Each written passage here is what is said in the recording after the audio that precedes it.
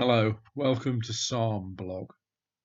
Does suffering turn people to God? I guess the answer is yes and no.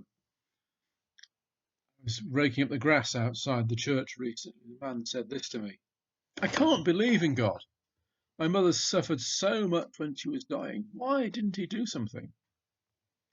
The existence of terrible suffering is a reason why many people don't believe in God. However, it's also true that for just as many people, suffering sometimes drives them to God.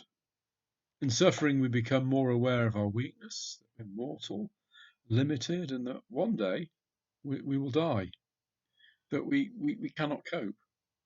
Suffering can break down our pride and self-sufficiency. These are the words of King David in Psalm 6. He says this: I am worn out from groaning. All night long I flood my bed with weeping and drench my couch with tears. David says this when he's facing death, by murder or assassination or in battle, even at the hand of one of his own sons. He is psychologically and physically exhausted.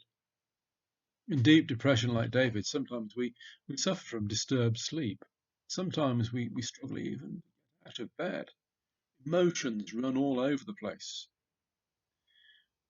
Being emotional, however, doesn't necessarily make us all completely irrational.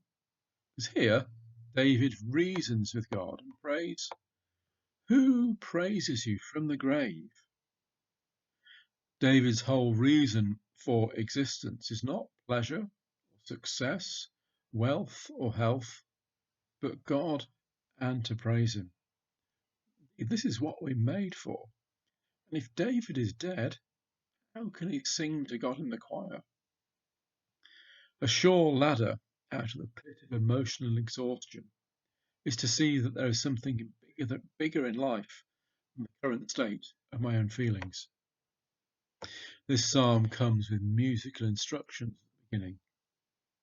For the director of music with stringed instruments.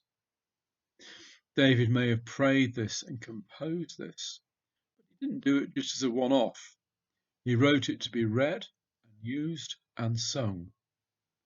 It's a psalm, Psalm 6, for all God's people, for all time. These words are like a rope thrown down into the dark pit of a crisis of suffering that help us to climb out. They give us words to pray with when suffering is awful.